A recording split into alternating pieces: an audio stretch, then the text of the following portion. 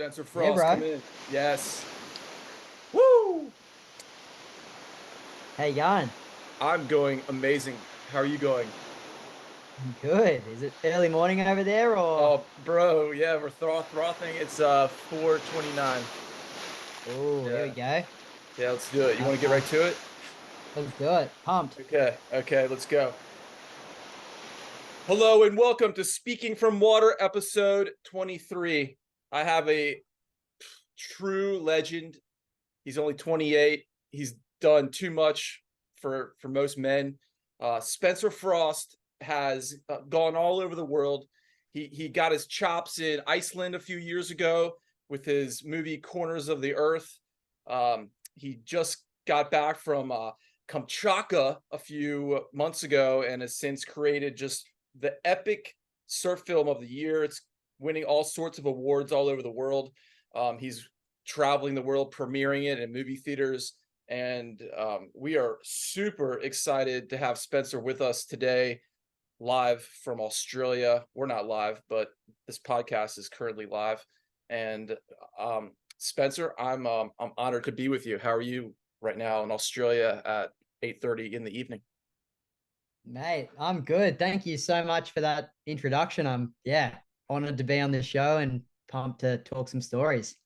Yeah, bro. Well, you've done a whole lot. And before we get going, I want to shout out your buddy who passed away this weekend, Logan. Do you want to say a few words?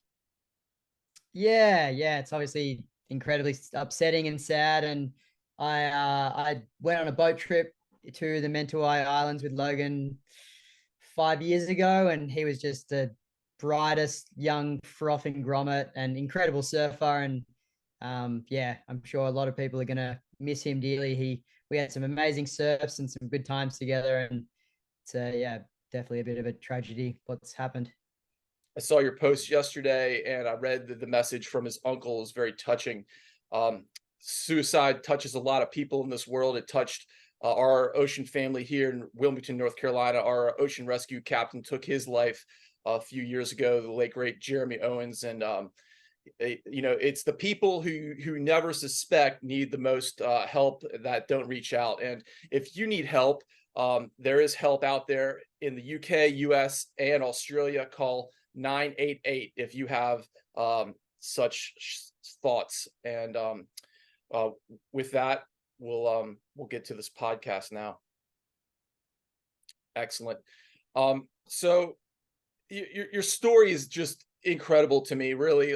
You came onto my radar a few months ago, and I saw this footage, and I saw this helicopter taking off, and it looked like a heli trip for snowboarding. And I was like, what, they're holding surfboards? Like, what's going on here? And my mind just exploded. And I did a deep dive into your work, and it's just absolutely incredible. And before we get going on everything, like how has it been being so received throughout the world with this project? Yeah, it's been pretty crazy. Obviously last year we went on the trip and then finished the film. It took about 8 months to make the film, and then since like February this year, what are we in? November now. So we've had about 9, 10 months of touring the film all over the world. And it's been, blown all of our expectations, how well it's been received. We had 3 tours all over Australia. We just kind of booked an encore tour and it sold out. And then we booked a second encore tour and it was selling out. And we toured through New Zealand. Then we went through some places in Germany. And then we did a US tour. We're about to do France and the UK.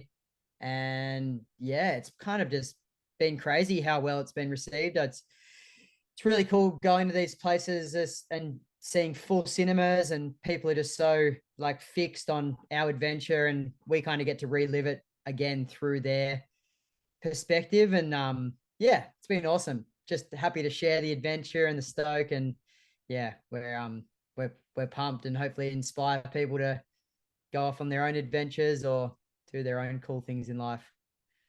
And it's so just amazing to see you guys premiering it in actual physical theaters.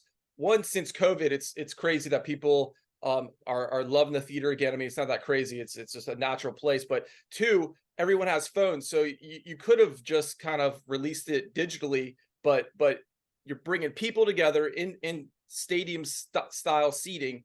And can you kind of speak to that dichotomy this day and age where you're physically there together watching it on the screen? It's like a throwback to the 60s and 70s when people were premiering surf films. Is that just maybe more common in Australia? Am I missing something?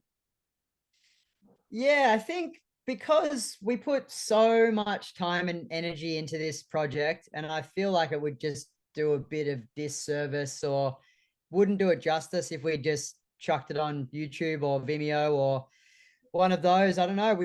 We worked so hard planning the project and preparing everything, and then being over there for 2 months and filming, and then 8 months of editing. What I was saying, like once we get to the end of such a big project like that, you really want to like celebrate it and bring people together. And there was a lot of events where we didn't just show our film. We made like a party or like a drinks or an event, or music played afterwards. And yeah, we just got to catch up with friends from like that we've had all over Australia and all over the world. And it's just such an awesome way to do it. And I think surf films still have such an important place in cinemas. Obviously social media and YouTube and all that, it has its place as well. And I don't know, we just thought, why not shoot for the moon? And we really want to just like, yeah, share it with everyone. We had some cinemas that were like 700, 800 plus people, and it kind of to sit back and watch that many people in one space enjoying what you've created. It's a pretty special feeling. And then yeah, obviously like we would do a Q&A, and we would have a chat after every show, and without fail there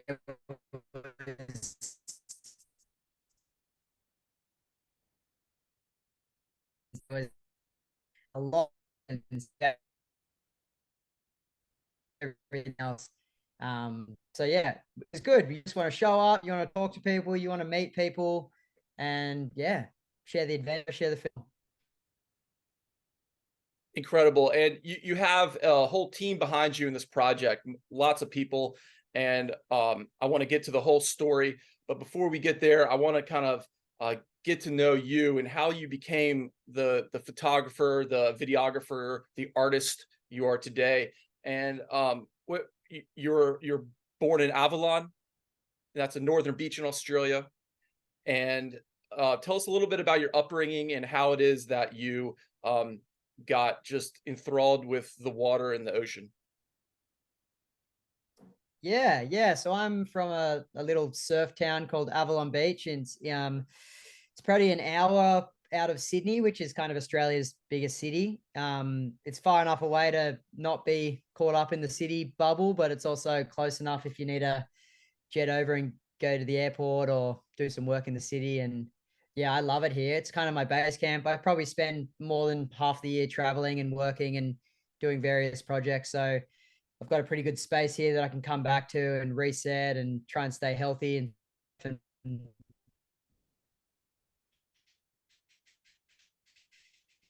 yeah, just like adventure.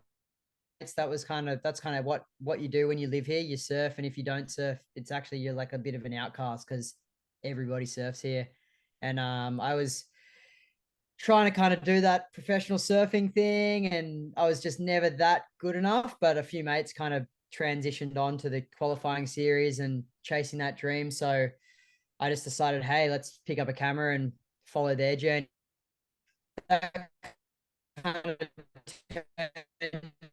Into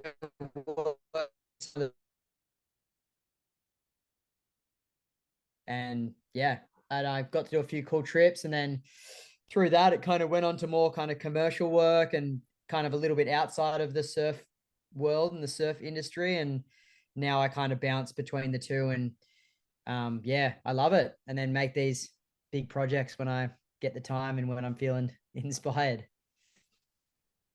What was your first I guess moment where you were like, I want to travel? And what was the precipice or thing you saw that that you said to yourself, this is something that I need to do? And then how did you go about making that happen on your first experience? Yeah. So when I was 16, I my mate's parents bought a property in Lombok, Indonesia.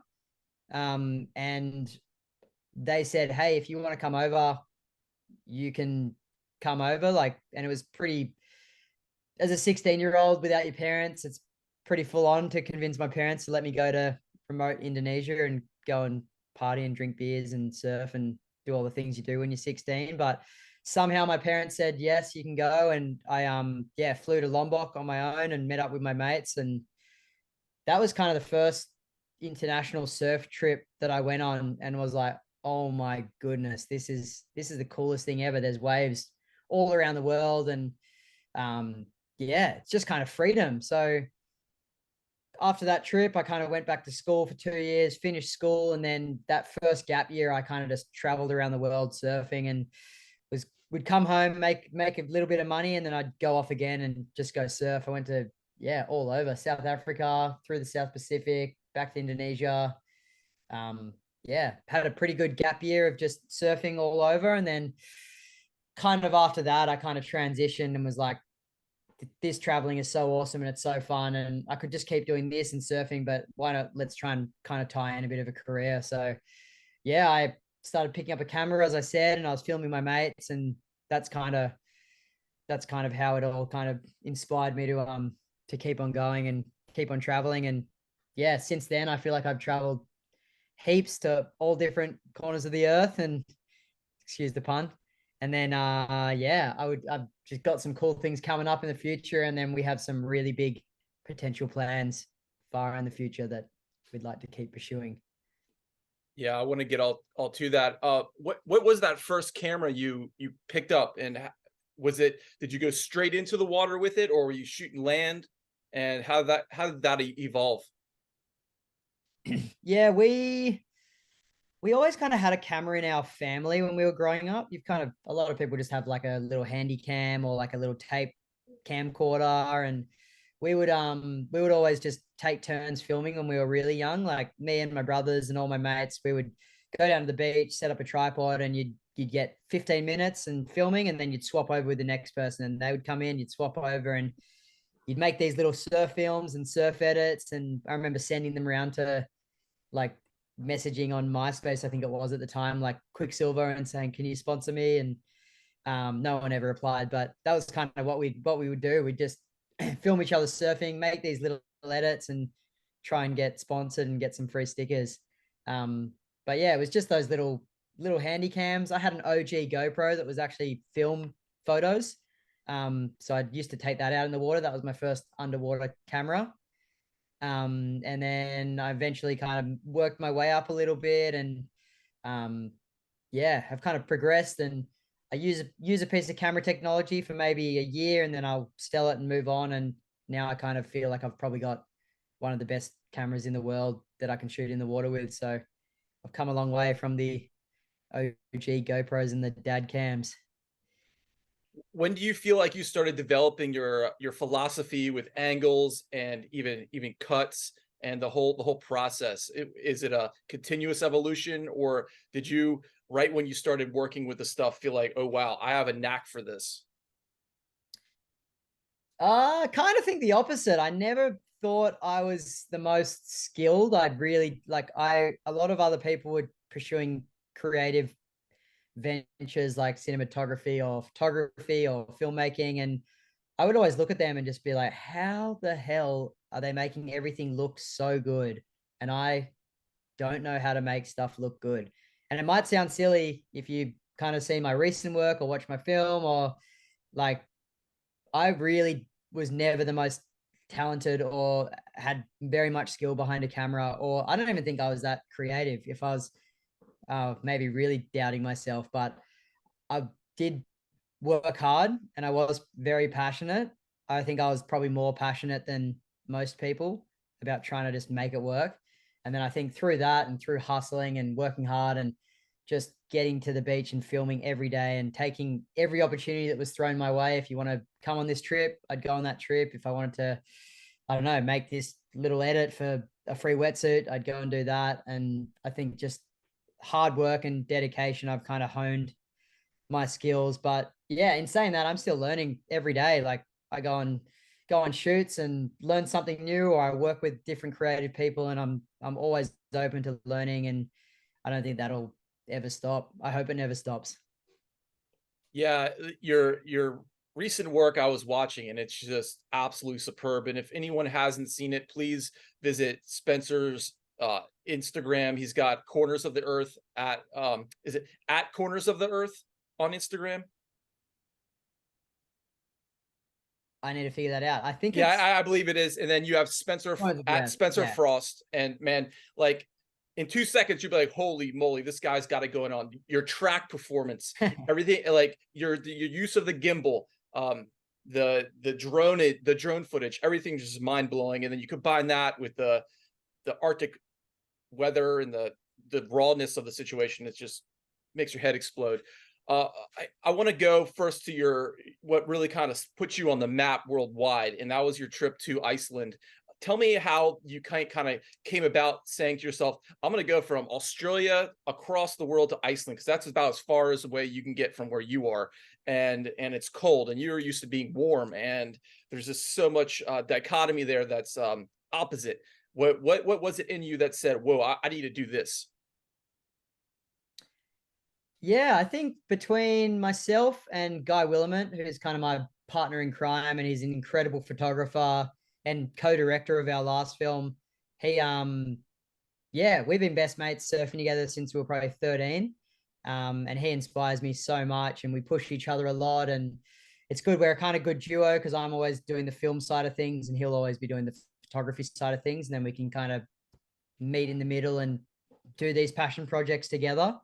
Um, so yeah, we kind of traveled all over the world, and we did a bunch of trips and to all the warm water surf destinations. Like we were in Hawaii a bit, and Indonesia and Fiji, and all the usual stops. But I don't know, we just kind of wanted to try something new and try something different. And I don't know, Iceland, like we'd seen shots from Chris Burkhardt and Ben Weiland, and those guys kind of pioneered the cold water surf realm for years before us. And we were so inspired by those guys and just what they were doing and how they were just finding pumping waves in these remote cold areas. And we were just, yeah, we were pumped to try and do it ourselves. And Iceland just seemed like the good hit. I feel like it's a bit, it's kind of like an accessible cold water surf destination. I feel like it can be very dangerous and very cold and very remote and wild, but you can also just like fly there from any major city and get a rental car and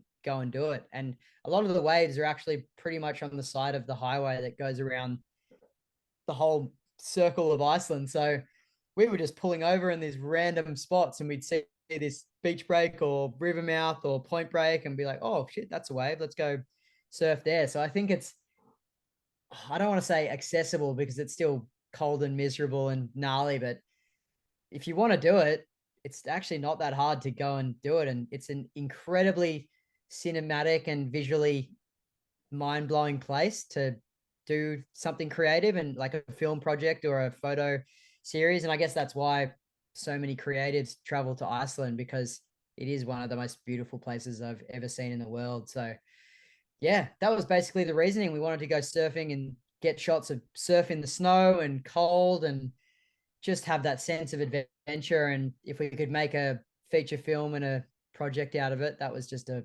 massive bonus. And so yeah, myself and Fraser Dovell, who was an aspiring professional surfer at the time, and Guy Willamette, my best mate, we just set off 2 months, headed to kind of Northern Europe and did some time in Scotland and Ireland. And then, yeah, we spent 3 weeks in Iceland, and we got incredibly humbled, and heaps of stuff went wrong. A little bit of stuff went right. And yeah, we definitely came home to tell some stories. And then, yeah, that film basically kind of went all around the world on a festival circuit. I think it played in like 40 festivals in the end, and it won some awards. And a few little accolades, and through that, we basically used that as a case study to pitch to brands for our next big project, which was Kamchatka. Now, before we get to Kamchatka, I want to kind of juxtapose the two because from what I understand, when you're in Iceland, you had, self-funded. It was pure passion. You were there on your own. I also understand a lot of it was filmed on an iPhone. You didn't have your red cameras, all the fancy gear you have today. How was that shooting then? And what do you say kind of to the fact that it's more about the doing than it is the equipment and that kind of philosophy? Yeah, I think for sure. You're just gonna have to. You're gonna for these trips. You're really gonna wanna. You're gonna wanna be there. Like if you don't want to be there and you're doing it for some other reason, then just being totally invested and totally passionate. There was both trips that we did. There was so many times where we would have just thrown in the towel, had a tantrum, said, "Stuff this. I'm going back to Australia where it's warm and cozy and nice." And I don't know. We were so motivated to do these projects, and I think as the team, like the team of three of us in Iceland and the team of four of us in Russia, we really just like kept each other motivated and frothing. And if anyone was having a bad time, we'd just trying to bring them back to reality. And yeah, I think like Iceland, I still had some pretty good camera gear in Iceland, but you were right in saying like Iceland was totally self-funded. I was kind of just getting a hand on like making films and using cameras and camera tech and stuff. And Guy was very new to photography, so he was, yeah, I was in the game for a few years, but he was pretty much just getting started. Um, and then yeah, to juxtapose to Russia, where we had like a huge budget and we were flying in helicopters and all the camera gear, three red cameras, drones, underwater housings.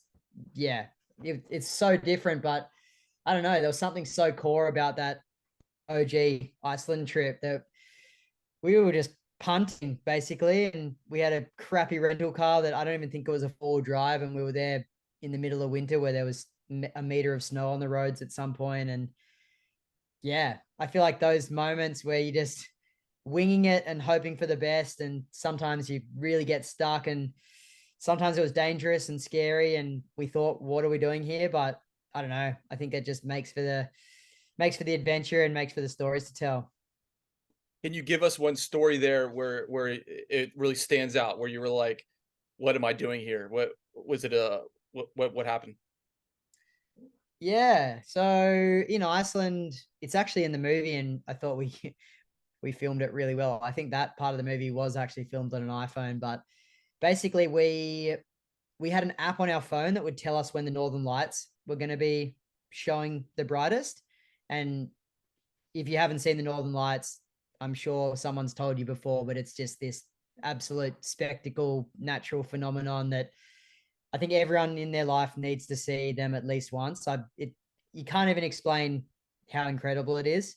Um, so yeah, we got lucky in Iceland. The first few nights we saw them pretty good, but there was one night that was forecast to be the mecca of all Northern Lights nights. So to see them at their fullest, you need to basically drive as far away from any artificial lights as you can. So cities or towns or streets. So we basically just drove off into the distance, up and around a corner and up a mountain pass and middle of nowhere, because we thought, let's get total pitch black to really see this night sky pop. And we stopped the car on the side of the road and we put the hazard lights on, and all of us kind of got out and we ran over into this snowfield. We were setting up our cameras and the northern lights kind of started to show and we were getting excited. And then Guy basically said, "Hey, my battery's dead. I'm going to run back to the car and grab a camera battery." So he runs back to the car and he for some reason, I'm not sure why, but he tried to turn on the ignition of the car. And between us running over to the field and going back and leaving the hazards on because it was so cold, the battery had died in the car. So basically, we were like on our own in Iceland, minus 20 degrees, which, what is that in Fahrenheit? Well, I'm not sure. Gnarly. Like well below freezing, middle of the night, knowing 3 young surfers from Australia, we didn't have any backup plan, any food, any sleeping bags, anything basically. And battery was dead. We were definitely on a road where nobody was going to come and drive on that road at night, and totally on our own. And yeah, that was just a moment where we're being like, wow, we are in a lot of trouble here, because we will probably freeze if we try and sleep here. And yeah, basically went into kind of troubleshooting, solving mode. And I called like the car rental, basically roadside assistance. I'm not sure what the equivalent is in America, but we have NRMA in Australia. And if you're in trouble, they'll come and help you. And he basically said that you had gone on a road that you are not covered under any of the rental cars insurance or for the rescue. And his words were, it's going to be filthy expensive for them to come and get us. And then he kind of proceeded to say that he probably wouldn't be able to send someone out until the morning, um, even though we kind of stressed that we are in a lot of trouble. So yeah, we kind of waited and just waited for him to call back, because he said there was maybe a chance, and probably waited like an hour and a half. And then just for some reason, we all crossed our fingers and prayed. And we turned off all the lights for the past hour and a half. And I just slowly just clicked the ignition and the car started. Dude, that's an epic story. That's so Yeah. epic. I haven't told Man. that one in a long time. It felt good to repeat that one. I feel you. I feel you in my heart. Oh, well, that gave you the chops then to say, hey, I can do anything. And let's go to Kamchatka. So let me build this for a second. It's COVID period, and you're like, okay, well, were you first thinking of Kamchatka, or were you thinking of Kamchatka during COVID? Like, how did that happen? Yeah, so after Iceland, and after we kind of finished that film and kind of got a few accolades, as I was mentioning, and toured it around the world, we basically said, where else can we go on our planet that has cold water pumping waves? And ideally somewhere that not many people have been, or no one at all. And so we looked at like the top of Norway up to the Arctic Circle, which has definitely been surfed a bunch, and similar. It seems a little bit similar to Iceland. It's a pretty accessible surf destination. Waves look sick. I still haven't done Norway, but it's on my list. And we looked at Alaska and kind of all around that area. Yeah, a bunch of other areas, and then we basically just Kamchatka, Russia. We'd seen that some crew had been up there in summer to do a surf trip. I know Chris Burkhardt and Dan Gadauskas and a few crew went up there about 10 years ago, but then actually Curran and Ted Grambo and those crew went up there about 20 years ago in summer. So Kamchatka and surfing wasn't this like total foreign area, but the more we looked into it and the more we kind of researched, we realized no one had been in wintertime to do a surf project. Everyone's only kind of gone in summer. And then we kind of just started looking for inspirations and ideas and just any references of the area. And I'm not sure if you're aware, but Travis Rice did a snowboard film in Kamchatka.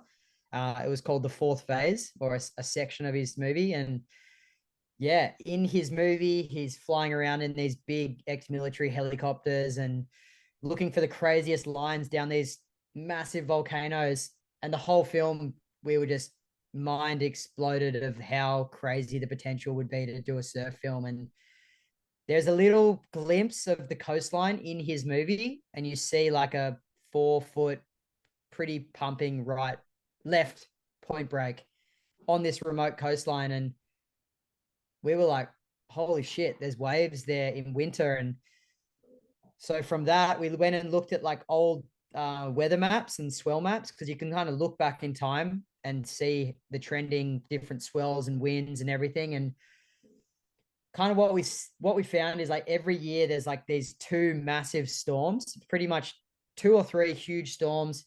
It's kind of like 6 meter plus swells that hit this coastline. And then there's these storms that come inland over Siberia and basically blow these crazy west winds, which is offshore winds.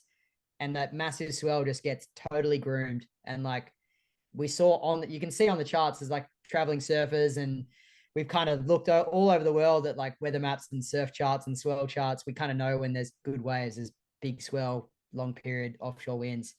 And we basically saw this little window of like 2 days after these swells where the waves were on paper pumping. And yeah, we were basically like, holy shit, like no one has done a cold water surf project in Kamchatka. And there's these windows of amazing waves hitting this coastline. And the coastline is ginormous. I think it's 1,300 kilometers, which I think it's like 1,000 miles. And there's zero access. There's no roads. There's no access to the beach. You basically have to get a snowmobile or a helicopter. Pretty much that whole coastline. So yeah, the door was kind of open to do something that no one had done before. And then moving forward, the more we kind of looked in that, the more we realized why no one has done it before. Well, I just want to pause and have anyone listening Google this location, because if you look at the images, it's absolutely beautiful. And most of these images are taken in the summertime. I can tell because it's very greenery, and but the volcanoes, the blue lakes, it's absolutely outstanding. And the peninsula itself is a marvel. Okay, so you're in the COVID period, and this is kind of like a planning period. Am I right here? Yeah. And yeah, you're getting everything together. You really don't know what you're going to be doing. So how is it that you were like, okay, what's my plan of attack here? How did you start gathering the process? Yeah. So yeah, you're right. COVID was happening in Australia, and we got very locked down here. Basically couldn't leave Australia. It was very hard to leave. And I think that kind of inspired us and gave us the time to just plan and do cool stuff. We were very lucky here that our government gave us like a salary to, because there was no work happening and no one could really leave their area or even their houses. So we got money to survive, and we didn't have to work. So we just took that and we just used that time and that kind of that free time to plan and prepare. And basically to get started, we were looking at references, and I basically wrote a little introduction message. I said, my name's Spencer Frost. I'm a filmmaker from Australia. We would like to come to Kamchatka in winter to make a surf film. Has anyone ever done this before? And do you know anyone that can help us? We have a Russian friend in Avalon, and she basically translated roughly into Russian for us. And I basically went on an Instagram DM spree of whoever I could find that lived in Kamchatka, and I sent them this little blurb introduction message, and probably messaged maybe 20 people. And yeah, the first person that got back to us was his name was Anton, and he's actually a local surfer from up in the area, which was so cool to hear from a surfer. And he basically was just saying it's my dream for people from Australia to come up here and surf.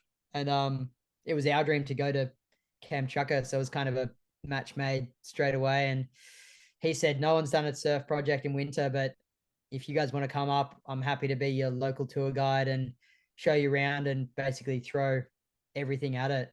And then another guy that got back to us, name was Max, and he coincidentally was the same logistics and guide that did Travis Rice's film in the area. And he basically had the helicopters, he had the snowmobiles, he had world-class guides to help us. He had a lodge up in the mountains that he put us up in for 2 months. And yeah, pretty much with them two on board, we were very, very set up for possibly success, or definitely getting up there and getting around.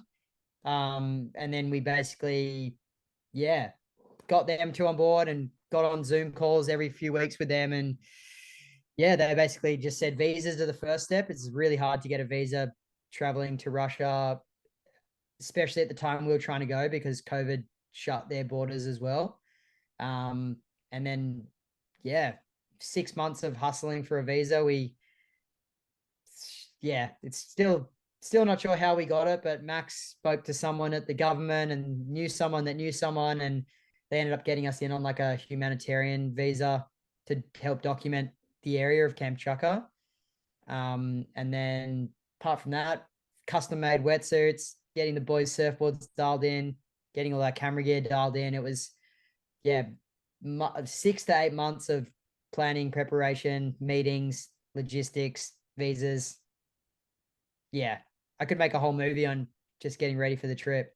Yeah, that really I found really fascinating doing my studies on you and this project was then how you went to pitch the companies that funded the trip, because the trip was hundreds of thousands of dollars, and you needed to tell them, hey, we're gonna do this amazing thing, but you at the end of the day like really didn't know. You were going with this gut feeling, but you sold it like a top salesman, and they came they came with it and set you up, and then what I found most incredible was that like you get the funding, you do all your Zoom meetings, you get the whole package together, you get your talent on board, the talent's like, yeah, we'll go on the surf trip.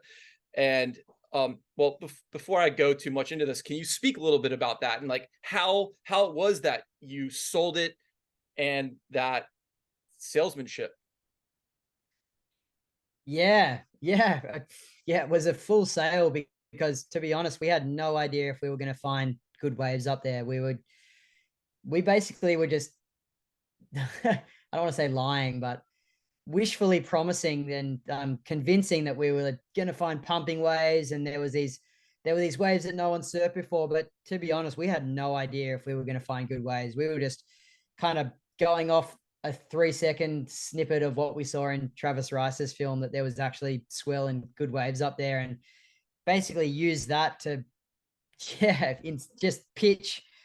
We had literally had that screenshot of that coastline shot, and we had that at the front page, and then we had all the crazy adventures we were going to be doing. And yeah, we built out this document, like a director's treatment pitch document, and showed it to a bunch of brands that we kind of had some sort of affiliation with already, but a lot as well that we hadn't met. And yeah, we definitely got not laughed at, but we got kind of sent back out the door on a few, and a few brands jumped on board, and we're so thankful for the guys that did jump on board. But yeah, we definitely got humbled at a few meetings. Someone said, "There's no way I'm going to fund this for you guys," and then he actually came and watched the film when we premiered it and said, "Wow, I'm really bummed that I didn't throw in money for this." So full circle, but we just said, "Hey, there's going to be more, so we'll come knocking."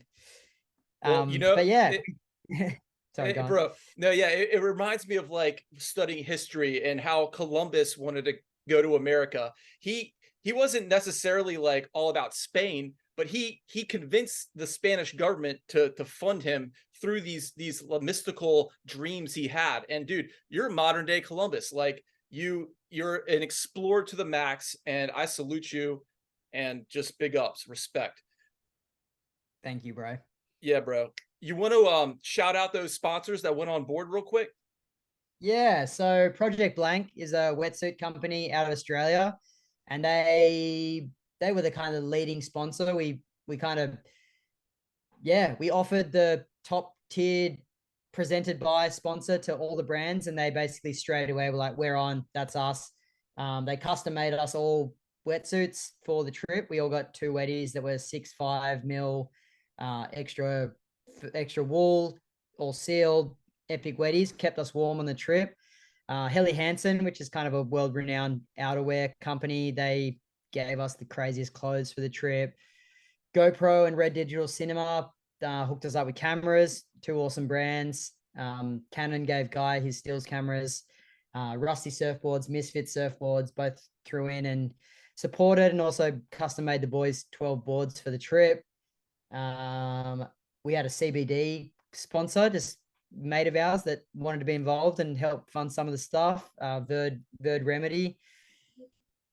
Fishbowl, which is a like a healthy fast food chain, which one of the boys is sponsored by. Fraser's got a sponsor with them, so they help support the trip.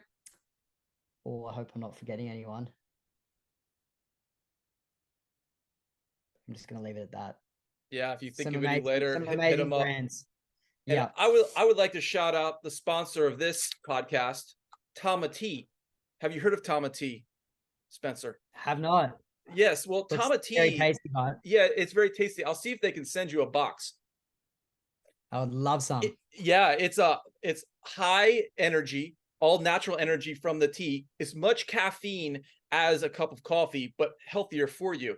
These boys are local here to Wrightsville Beach, but they're going worldwide. They're going to overtake Red Bull, and it's amazing stuff. Spencer, he excuse me, you're Spencer. My dude Wells and Rocco created this tea, and it's sparkling. And yeah, so thank you, boys, for making today's podcast happen. But let's get on to Kamchatka. Okay, so you got everything together. You're ready to go. You fly to Russia. Okay. Now this is so crazy to me, man. Like, you get to Russia, you're in Moscow, and that's the day, February 24th. Are you with me? Do you hear me? Hello. Still there. Okay. Gotcha. Sorry. Yeah, sorry. You froze for a second. Okay. That is the day Putin invades Ukraine.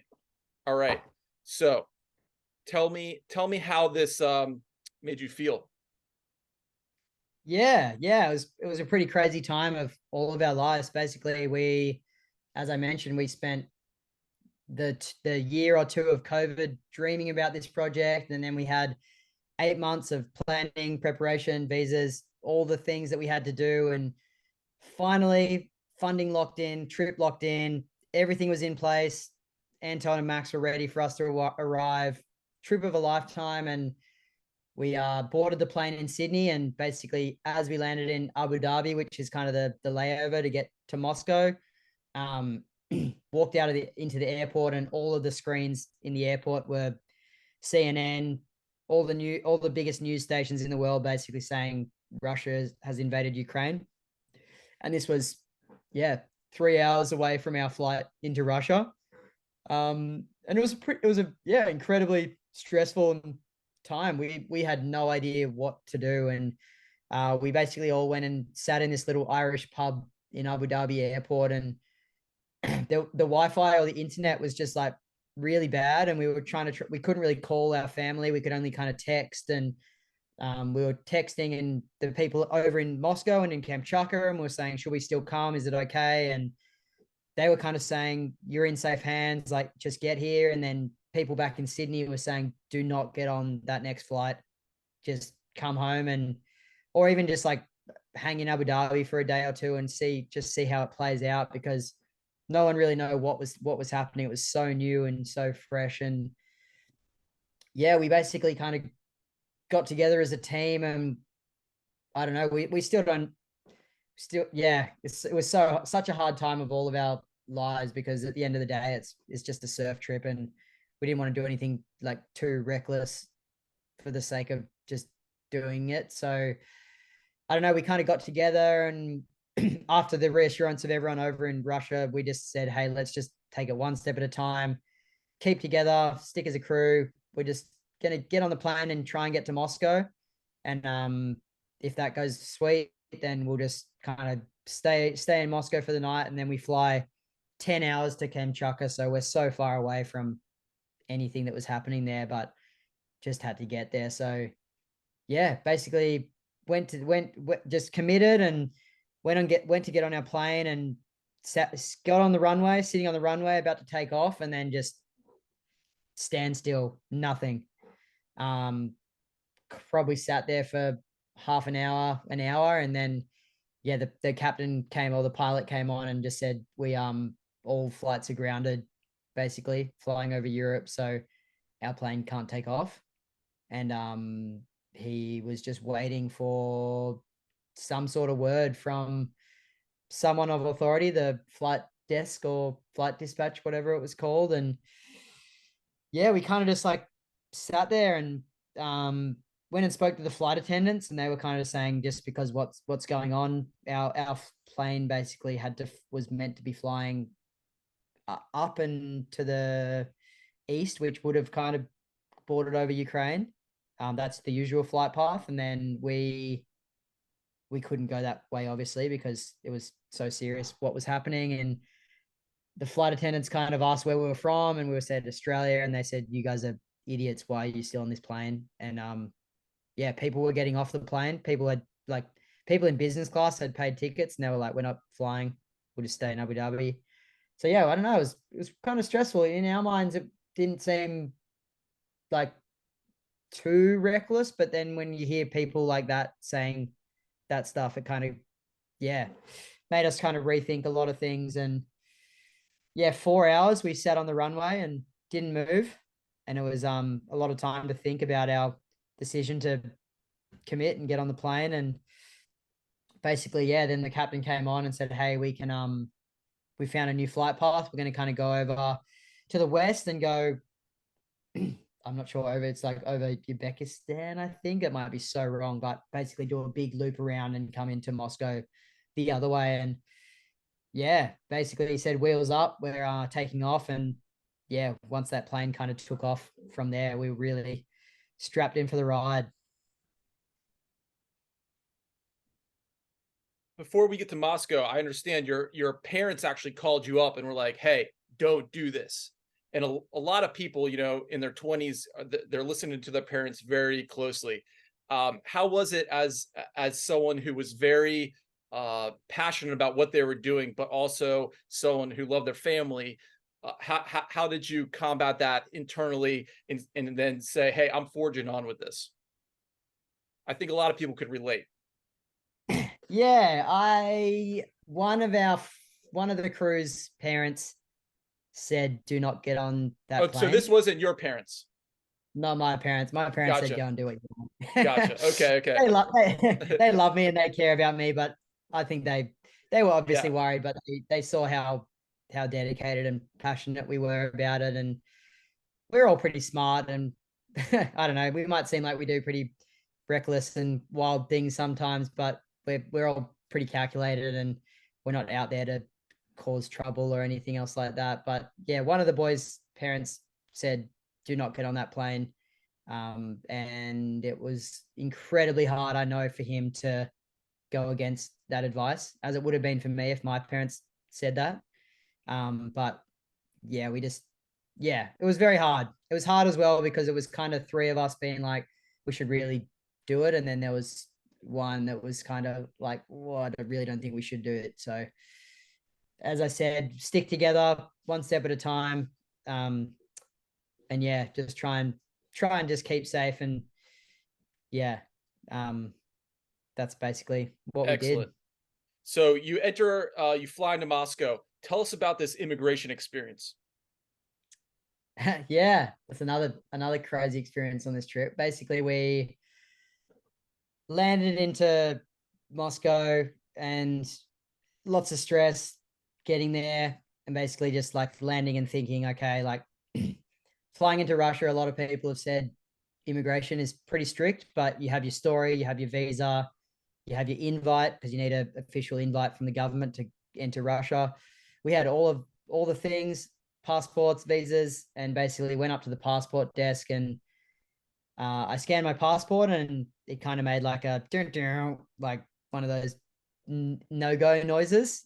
Didn't sound good. And then the lady scanned it again, no go. I look over and I see Letty in one of the other kind of passport immigration booths, and he got let through. And then Guy and Fraser kind of came behind me and both tried. And then all three of us basically, it was just like no go. And then the immigration guys came out and they said, "Hey, can we take your passports? We just need to go do some checks." And we're like, "Yeah, sure." They said, "Wait there, it'll be like 10 minutes." And then, yeah, 10 minutes turned into 3 hours of sitting in this immigration area, basically just over in a corner. And yeah, we were just like, what the hell is going on? This is super weird. And we were kind of messaging Letty, and he was like, "I got through, but I'm on my own." And it's kind of scary because I don't know where you guys are, and I'm in Russia, and you guys are not actually in yet. You're still in like that airport limbo land. He was kind of stressing out, and then yeah, this kind of big, scary immigration dude came over and he said, "Australians," and we're like, "Yeah, that's us." And then he said, "Come on in here." So he took us into this white box room, no windows, just good cop, bad cop, sitting behind the desk. And yeah, we looked at the table that it was in the middle, and it was basically official deportation papers of the Russian Federation, and had our names and signed and stamped, and basically was going to send us all on the next flight home. And he just kind of said, "What are you doing in Russia?" And the two boys, Guy and Fraser, just froze and mild panic attack. And I kind of just said, "We have the invite, we have the paperwork, we have the visas, we're allowed to be here. We're going to Kamchatka on the humanitarian visa." And he kind of just said, none of you guys exist in any of our systems. So yeah, he basically said, you got a phone call. Do you know anyone in Moscow that can explain to what's happening to me? And we had an amazing fixer who's basically like producer, organizer, and she was waiting at the baggage carousel already for us. Her name was Vika, legend. And I basically called her, handed the phone to him. They were basically yelling at each other back and forth in Russian. Didn't sound good, but we just let him do it. And then I got the phone back. She said, "Spenny, I'll handle it." Hang up, done. And then he said, "Go and wait outside." And then, yeah, it was maybe another half an hour, and we were just kind of thinking maybe we're getting sent home. And then he came back out and said, "It's all been approved." Tried our passport again. Ding, going through. Made it into Russia. Dude, hectic, hectic. So you make it into Moscow. Tell us a little bit about this aesthetic of Moscow, because us Americans, most of us only know this from James Bond movies, and it seems very dark, or Mission Impossible, something like that. It's like very dark. What's the aesthetic like there? Yeah, to be honest, we landed at night, and we kind of got told that because of what was happening in the conflict, there was like a lot of I can't riots, protests of people opposing what was happening. Um, so we were basically just told, don't go to the city, just go to the airport hotel, have a sleep, and don't leave your hotel, basically, just for safety. There was a lot of weird, like, yeah, lots of stuff happening, and you probably didn't want to be a foreigner at that time out in the street. So I'm sure it would have been safe, but it was just a bit of a strange. It was literally the night that it all kind of took off. So we kind of went to like a 7-Eleven service station and got some weird lollies that none of us knew what they were. And then, yeah, more or less just kind of went to an airport hotel. And that was already, I don't know, 40 hours of travel from then. So basically, as soon as we had a bed, all of us just crashed, passed out. And then we woke up the next morning, whatever, 8 hours later, and basically had to go straight back to the airport to get on our next 10-hour flight to Kamchatka. So yeah, had a little quick power nap, and we didn't really get to see too much of Russia. I genuinely would have loved to go see Moscow City and the Red Square, and I've heard it's an incredible city to cruise around in, but just the time and where we were and how quickly we had to kind of leave and go straight to Kamchatka, we just trying to keep a low profile. And I would hate two of us to go wandering and something happened and then we couldn't have done the project. So but yeah, everyone was super friendly that we met. And yeah, it was a short kind of, probably only like 12 hours in Moscow, and then we were back at the airport and getting on a plane again. In and out.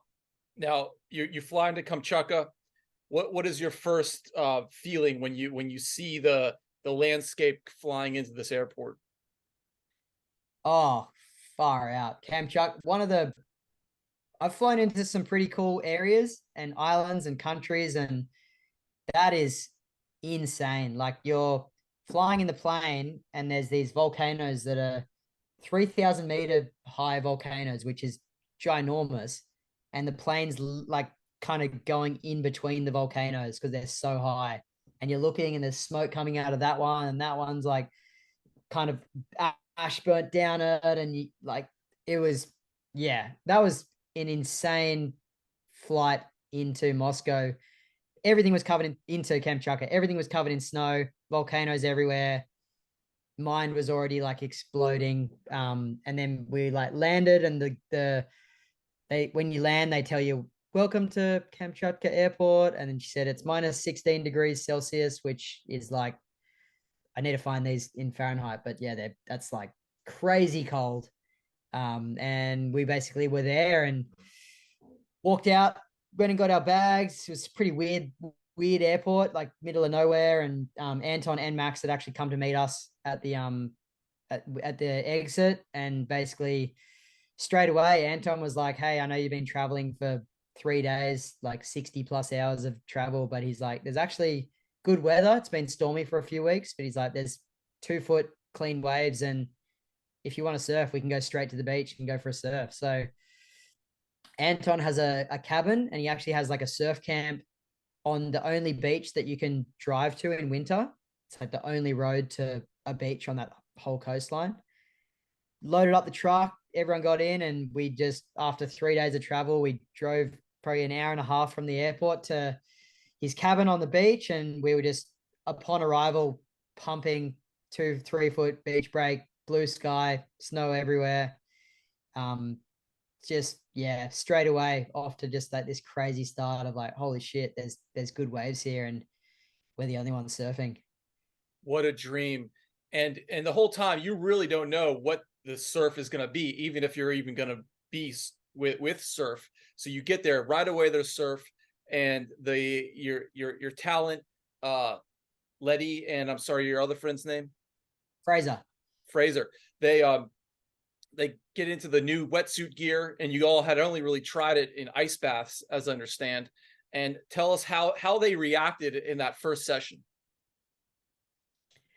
Yeah, yeah. I think like we did a whole bunch of research and design and development with the Project Blank wetsuits, but at the end of the day, you can do all the ice baths and all the planning you want, but once you get up there and you get in the water and the water's that cold, yeah, it's pretty much just like, you can't prepare for it. It's cold no matter what, and it's like a punch in the face, and you get a big brain freeze every time you get in the water. But yeah, I don't know, we love it. And definitely the boys were pretty wobbly in their first surf, or their first few surfs. It's hard to surf in 7 mil boots and gloves and thick wetsuits, but yeah, eventually they kind of got used to it and they got a groove. And I think, yeah, definitely some of the surfing that you see them doing in that kind of, they're ripping, and they're doing airs and like big turns. And I think if you think at the back of your mind the amount of rubber that they're wearing and how cold it is, they're actually surfing incredibly. So hats off to those boys. Well, yeah, that was what my next thought. They're pulling 360 air reverses, landing them. I saw the footage, absolutely incredible. Okay, so this is kind of your home base is a beach break with a cabin. I mean, what a setup. So is that where you got a lot of the footage, or was it then like, okay, we have to go explore to get more stuff? And how did that go as far as the helicopter rides? Because I understand you couldn't just get up in the helicopter, just unlimited flight time. You had to really dial it down and plan it. So how did that work? Yeah, so the trip was split between three kind of base camps. So Max put us up in his lodge up in the mountains, which was like, on a good day, it was like a 2 hour, maybe 3 hour drive from the cabin on the beach. On a bad day, it was like 6 plus hours because the roads are just covered in snow. Sometimes you have to get a snowmobile. Yeah, everything up there is just a logistical nightmare. So we spent a lot of time at the lodge. It was pretty luxury. We had our own cabin. It had like a natural hot tub that was heated from the volcano, which was crazy. Had a little snowboard run, so we'd get to snowboard on the days off. And yeah, we were living a pretty good life in that cabin in that area. So that was a third of the trip. Another third, we were at Anton's cabin, and that was kind of the total opposite. It was no power, no water. Yeah, just in a little bus cabin that was heated by a fire. And um, yeah, that was epic because it was literally on the beach. So if we ever wanted to surf the beach break, we were right there, and it was the most like you literally just run out of your cabin straight into the water. And then the last third of the trip, we were camping. So on the we'd look at the swell charts, and if we really wanted to drop it, and the helicopters were so expensive, and yeah, we really wanted to make sure that it was going to be on. We basically would plan it. We'd all get in the helicopter. The helicopter would drop us to the coastline, which was um, down the coastline of where we were. That's basically no man's land. No one has been down there to surf. No roads, no nothing. They would drop us to a bay where we knew that there was waves. Anton kind of knew from summer that there was waves, and they'd leave us with tents, camping gear, food, survival gear, surfboards, and let us fend for ourselves for a few days. So yeah, that was basically our sleeping arrangements, and between those three, we kind of just made it work for the different swells and the different conditions, and yeah, it was awesome having those guys on board, and they were so giving and caring and just gave everything they could to make this project happen for us. So when they dropped you at the obscure location for 3 days, and are you able to call for help? Do you have a radio? Is there what's your Yeah, we had a sat phone. And Max would come with us, or Anton would always come with us, like the local surfer. Um, the helicopters can't fly in bad weather, so basically you are on your own potentially for a while if they can't fly to get you. If they can fly and it's nice weather, they'll come straight from there and then drop you back to the lodge. But if it's bad weather or it's too windy, the helicopters can't fly, so you are on your own. So yeah, we had plenty of food. We had pretty good tents. We had heaps of warm gear. Had a satellite phone, so you can always call someone, but probably no one can actually help you if the weather's bad. Um, yeah, more or less on our own when we did those trips, and pretty hard to dry a wet wetsuit when it's minus temperatures and snow, and you have to surf for a few days. But yeah, always crazy experience, crazy adventure. The boys had never camped in the snow. I've done like very little. Guys done very little, but yeah, Letty and Fraser had never camped in the snow, and we were doing it for nights and nights on end. And yeah, it was so fun, crazy experience. So I want to hone in on the safety aspect, because there's a part to your story that really kind of stood out to me. And I'm a water photographer. I swim. I've never swum in any of these conditions. And anytime I go out, I'm always like purely like, what's going on here? And what I saw in this footage was just raw and scary. And there was a particular part where the weather's coming in, and I want you to kind of lay this up for us. They're sending flares out, and Guy's swimming, okay? And Guy hadn't ever swum photos. I think you're on the beach possibly with a long lens, and Guy's in the water surfing the boys, and he is in a spot he shouldn't be, and he gets washed into just like a raw zone. Can you tell us that story? Because that blew my mind. Yeah, so we kind of spotted this massive swell on the charts, and back to the start, I was saying like we saw this coastline gets like two huge swells in the space of winter, and we kind of thought we're only here for 2 months. If a swell that big pops up, we have to jump on the opportunity. So same thing, the following days of the swell, the wind swung off Siberia and glassed everything off. We saw that on the chart. So yeah, we chartered these helicopters. It's a huge risk, and a very expensive endeavor getting the choppers. We only had a few hours of helicopter time for the whole trip, so we had to pick our battles. And yeah, basically chartered the chopper, filled it up. They're massive. They're like a flying school bus, these things. We put a boat in there. We put a like a snowmobile, ski-doo in there, 12 surfboards, tents, camping gear, food, probably like 10 of us. And they just fly over these volcanoes. It was crazy. Can't even explain it.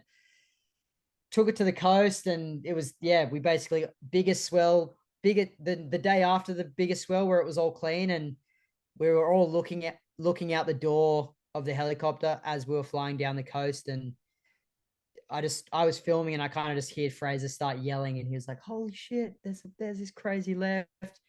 We're looking down, and we just see this left, like, spit, big tube, big slab, spitting barrels. I don't know, looked like Indonesia or Tahiti or something. And we kind of didn't really know how big it was or what it was underneath it. There was so many unanswered questions, but we just said, like, told the helicopter pilot, let's land in that bay where that left is, and landed on the beach. All had a look, and I don't know, we've seen good waves all over the world, and it looked not perfect, but it looked like a pretty good barreling slab. So the boys got their wetsuits on. Guy decided to, it was a kilometer out to sea, and it was a really cold day. So Guy decided to paddle Anton's longboard out to the slab and like take photos sitting off the longboard, because I don't think you would have been able to swim out there. It was really far.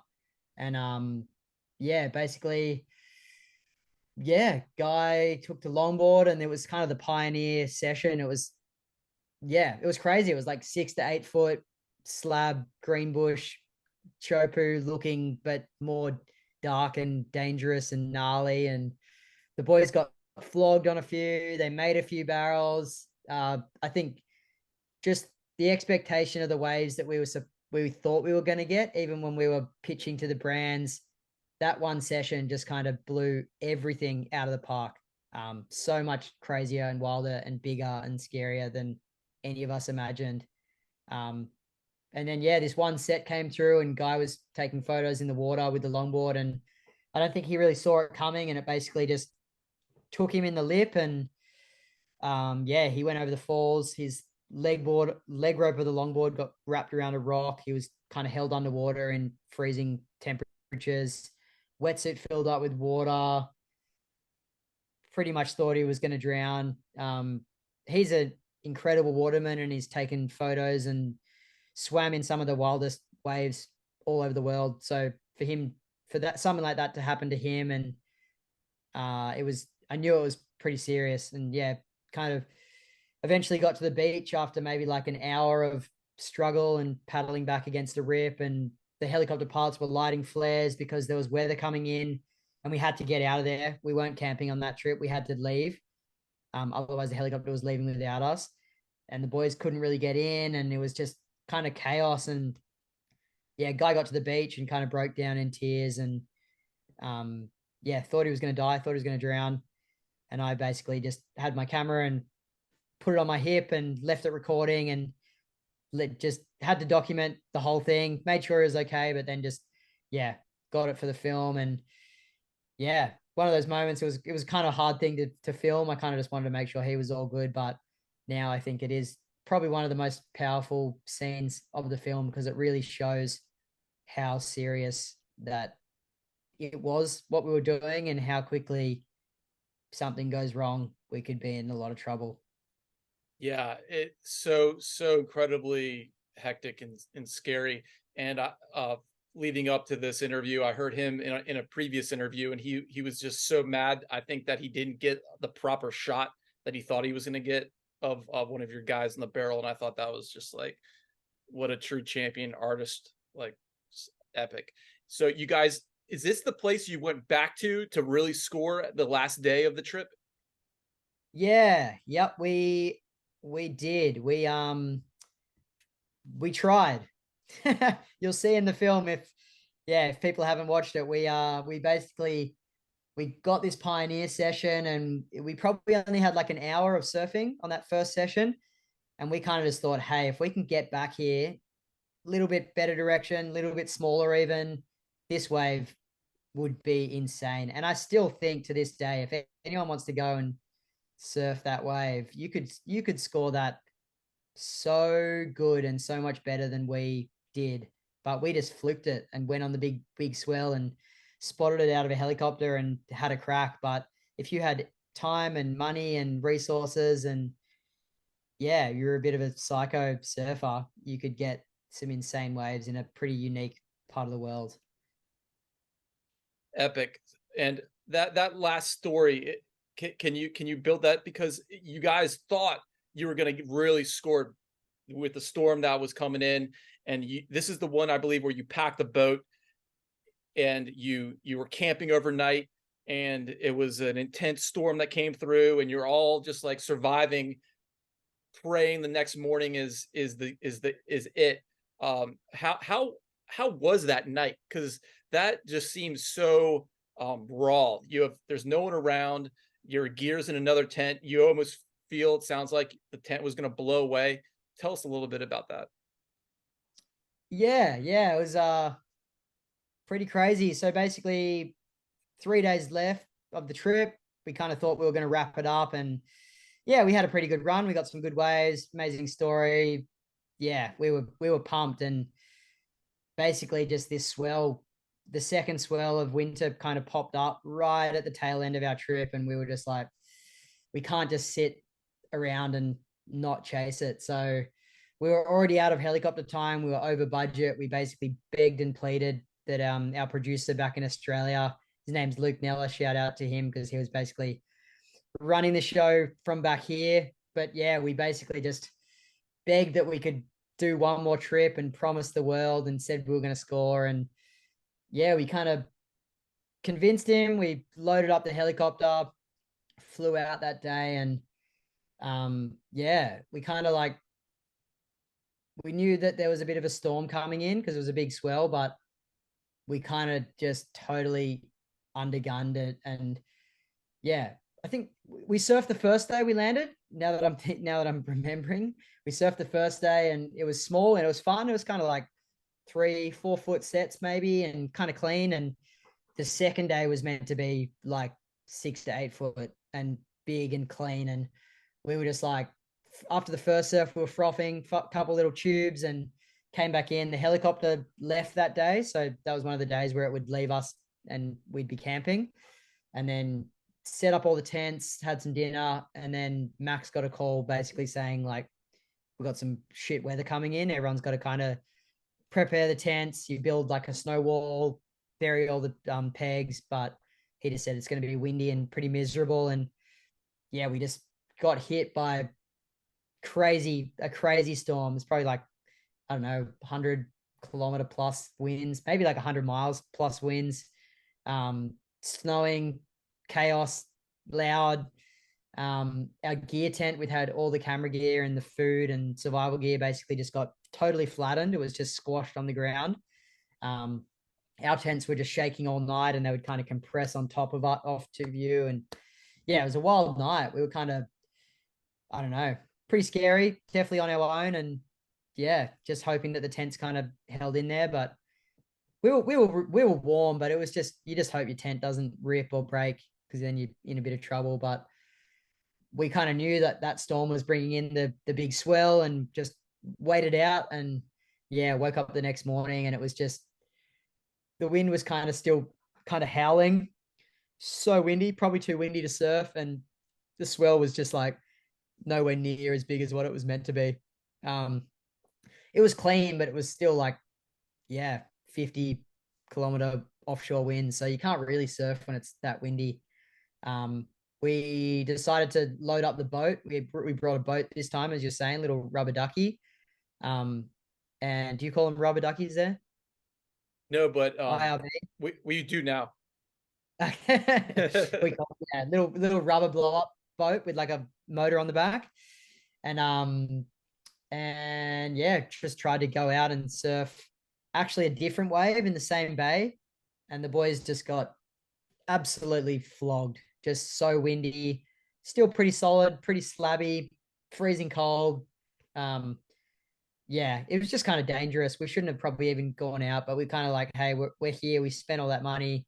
We didn't want to just totally get humbled and surf that side of the bay for a bit. And then we went back to surf the left that we tried to surf and got flogged there. And basically then it just went turbo the wind again, like crazy offshore. We almost couldn't drive the boat back to the beach because there was too much wind. It was just like didn't even want to move forward. So that was kind of when we were just like, this is way too dangerous, and got into the beach and yeah, kind of just accepted defeat. But then yeah, got together as a team and just said, hey, we had the craziest trip. Doesn't matter. We didn't get 8-foot barrels on the redemption surf. Still had a good time, crazy adventure. And yeah, I think that's kind of resonated with people more, that it's just like it's all part of it and nature won. And yeah, we weren't sour about it. It was just was what it was, and still got to make a cool movie of the adventure. It just so epic. And just a technical question, how was it that you get these shots where you're on a track? Like is that a part of your process? Because you're going through these ice blocks with the surfer in slow mo. And guys, you got to check this out. I mean, the artistry here is absolutely incredible. And I guess my question is, did you develop this style there, or was it kind of like, okay, I have these tools, I have it in the back of my head? Um, I mean, the style in this movie is out of control. Thanks, mate. Um, yeah, I think I had a few dream shots that I wanted to get, but that one shot was pretty on the fly. I just kind of made that up as I was there. I So one morning, for context, we Anton said, "Hey, I know this kind of secret river mouth. You need to drive on a snowmobile for a few kilometers, and yeah, there's this wave that I know about that should be pretty fun." And basically, we loaded up the snowmobiles early in the morning before sunrise, drove basically in the dark, freezing cold ice to this beach, and basically the whole beach was covered in these like massive chunks of ice, as you'll see in the film. And we were kind of like, wow, that's like the coolest scene for like a surf film, is the whole beach is covered in ice. And it was a fun wave. It was like a 2-foot little point break, and the boys were surfing good. So yeah, we kind of got some shots of the ice in the foreground, the boys surfing the background, and I was kind of like, I know I can do this a little bit cooler and a little bit better. So my idea was, we had the snowmobile there, and I had a gimbal, which is basically like a steady camera. And I had our mate Art, who was just kind of helping. He would drive the snowmobile, and I would sit on the back of the snowmobile with the gimbal. And as soon as I saw one of the boys paddling for a wave, I'd say, go, go, go. And we would drive like full speed and track the same speed as the boys that were surfing. So we'd have the ice in the middle, the boys surfing in the background, and we would be moving like with them at the same time. And yeah, it was kind of a lot of trial and error. It was heaps of failure, heaps of times the boys paddled and got off a way and pulled off a wave, and then we'd just have to turn around and go again. But yeah, I think there was 2 or 3 when we timed it well. The boys surfed good, and yeah, we made for some pretty unique shots. And I think Just yeah, definitely some of the stuff genius I'm footage, so bro. good. Genius. Thank How do you.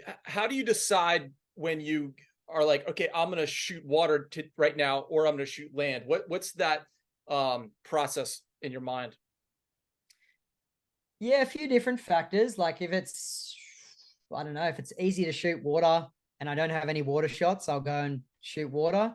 If it's hard and I don't have any water shots, I probably have to go and shoot water anyway. Um, if I could find a really cool angle from the beach and I know I'm not going to miss anything, I'd usually do that. I'd try and make sure that I've nailed at least an angle, like got a lot of clips until I moved on to something like shooting in the water, which is a little bit more risky. You miss a few shots, or the drone even. I just kind of would, how I was feeling on the day. I'd usually ask the boys as well. I'd just be like, "What are you guys thinking? This is what I'm thinking," and they might be like, "Oh, it'd be pretty sick if you shot like side angle." yeah, Letty and Fraser, the surfers, are pretty across like surf filming and filming surfing, so they've always got some pretty good input. Guy has an incredible eye as well, so we bounce off each other a lot and get ideas how to creatively shoot things a lot off each other. But yeah, there's no like full defining factor. It was just get there on the day and yeah, just see what Yeah. we're feeling and what we want to do. What one particular shout out to a pick that sticks in my mind, a video clip, was the one I believe it's Letty doing that frontside air between the two volcanoes. That was that a random occurrence, or were you guys trying to get that to happen? No, we were trying. We tried for probably like 3 days, I think. Only on sunset because that's when the volcanoes kind of lit up. And the dream shot would be, yeah, Letty coming in, or Fraser coming in, and we were like out behind the waves, looking back at the shoreline, and we just wanted them to kind of come in and do a big air with the volcanoes in the background, um, lit up with the sun. That was the dream shot. Heaps of trial and error. Same thing. Sometimes they would do an air and they would be way over there, or they'd have a perfect section and they wouldn't do a good air, or I don't know, framing on the camera was off. So many things had to come together for a shot like that. And then yeah, when they did come together and we did get the shot, it was pretty special. Yeah, you all nailed that one. It was amazing, so amazing. Thanks, man. Um, an aesthetic question. So you are a man of water. You're in the water all the time. What kind of water do you just gets you in your soul to shoot? And not necessarily a location, but more the aesthetic of that water. Yeah, I think lots of different. I kind of like anything, but I feel like nice light you can't beat. Morning light, like sunset light, sunrise light. When the water's lit up, reflecting, backlit, kind of coming through waves. It's so good. But then on the flip side of that, I love like a full tropical rainstorm with those big droplets hitting the water and coming up, and dark sky. And yeah, it's all epic to me. I love all conditions in the water. There's definitely more beautiful or more unique or more scary, more chilled, but I think it's all so fun and just crazy that we get to sometimes do that for a job or a passion. Even it's even cooler. Yeah, totally. Have you spoken with Anton or Max since you guys have come back, and kind of let us know how they are? What's an update on those guys? Yeah, they're yeah, it's I don't know if yeah, they said business as usual, which might be a kind of rude or insensitive thing to say, but that's what Anton said. His surf camp is kind of popping off up there. He's teaching kids to surf, and it's so special what he's created up there. It's a pretty wild, like the four of us growing up in Sydney's northern beaches. It's warm and chilled and safe, and yeah, he's just teaching kids to surf in cold and snow and wild, and they're just smiling and loving it. They just said, "Hey, like we don't care. It's winter, summer, we'll surf anything." So they're just yeah, tough and so sick that they're just like he's teaching whole communities how to surf up there, and yeah, very special. And then yeah, Max's owns his heliboarding lodge up in the mountains, and he's still booked out all year round, and it's world class snowboarding and world class snow. So he's always got people coming up there to enjoy that element of Kamchatka. Um, so yeah, they're good. We still talk to them heaps. Anton probably messages us every week and checks in. And yeah, after spending 2 months with him, we really like one of our best mates. They must be very proud and excited to be part of such a great project and see it have such great success. Yeah, they're pumped. Yeah, they can't believe it. Can't believe what we created. They're so happy that we just committed, and we're like likewise, we're so happy that we met them and they gave us their time and their resources, and yeah, we've kind of got friends for life after that trip. Beautiful. Um, what is next for you? What are you feeling next? yeah, it's kind of a hard one. We're not totally ready to jump straight back into a big feature. I've kind of had a pretty big year this year between touring the film, and I've had a few big kind of travel trips around the world. And yeah, we'd like to do something, but I think it's going to be end of next year. We're going to start planning a new project. We've got some ideas. There's some cold, remote locations that we know no one's surfed before that we've got our eyes on. Slowly starting to ignite the flame again, but we're still sitting with this one, still touring this one around in a few locations. But yeah, I'm inspired. I just got to convince the boys to do something else with me. Now, does it have to be cold, or let me flip this around? I know you've been to a lot of hot places. Now, there's a lot of big wave spots that are undiscovered that are just mysteries. I've spoken with some big wave surfers that have these mystical spots in mind. Like, is that in your realm as far as just totally remote big wave spots? Possibly. If you got any good ideas for me, I'll consider it. Where we I don't know. I feel like, yeah, I've done so many warm water destinations, and unless I think it's so much more story based and story. Like, we can have the best wave in the world, but if there's no story, it's just another surf film, I guess. So I think there needs to be an element of struggle. There needs to be an element of human connection, discovery, adventure. That can be definitely in warm water areas, but I think it's just, yeah, there's a lot of elements that make a good story and a good film. And yeah, I think that's why cold water exploration surf trips kind of are a bit of a hit, because you see the struggle, you see a bit of suffering, and then when you do see the little moments of success, it's just all the more sweeter. Well, bro, you are the Spielberg of our surfing culture in these times, and it's been a great just respect to be able to speak with you. And at such an early stage, it feels like in your career, you're not even 30 yet, so that's really mind-boggling.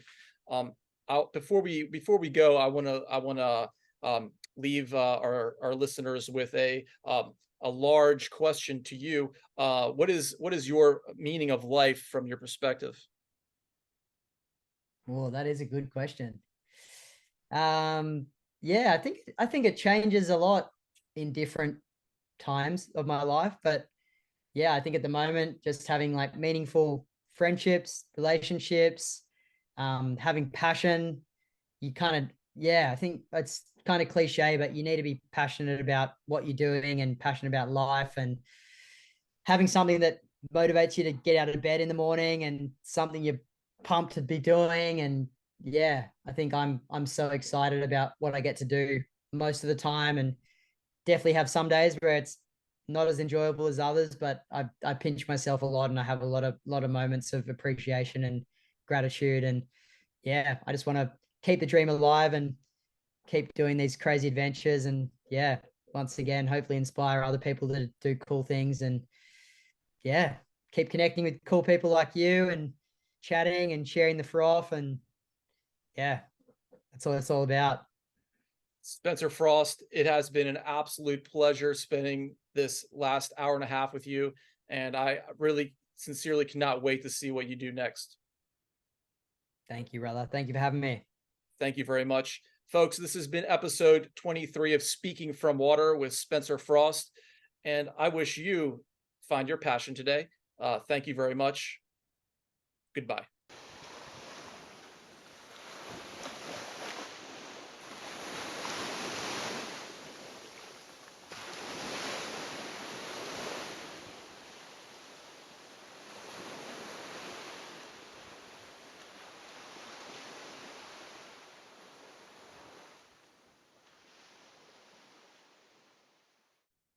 Thanks, brother.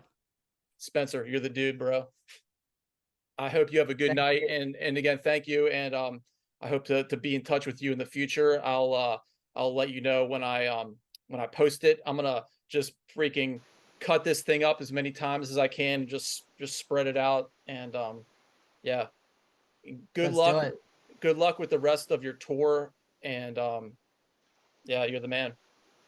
Thanks, dude. Let me know if you need any content. I've got Dropbox folders full of everything. If you need Yeah, anything. yeah. As far as like thumbnails, I was thinking of just like pulling stuff from your Instagram, and I'll send the final thumbnail I think up to you just to make sure that you're cool with it. But Sweet. I think I can get most of it off the internet, like video All and good. content. Yeah, so go with it. Oh, one more question.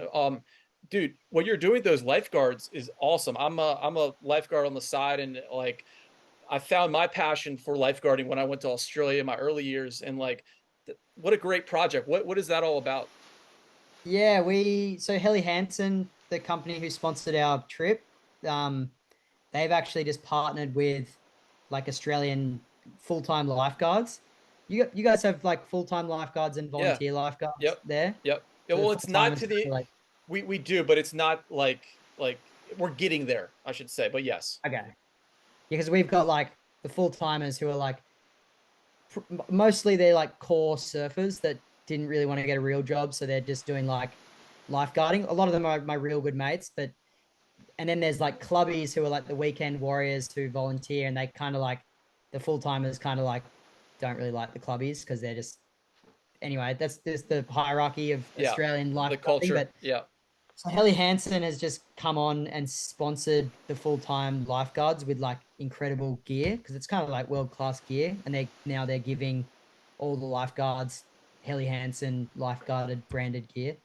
And then Helly Hansen reached out to me and Guy and said, like, because obviously we worked with them on this film, and they said, "Hey, can you do a production and it's like a kind of a little 60-second hype edit of all the cool shit the lifeguards do wearing Helly Hansen gear."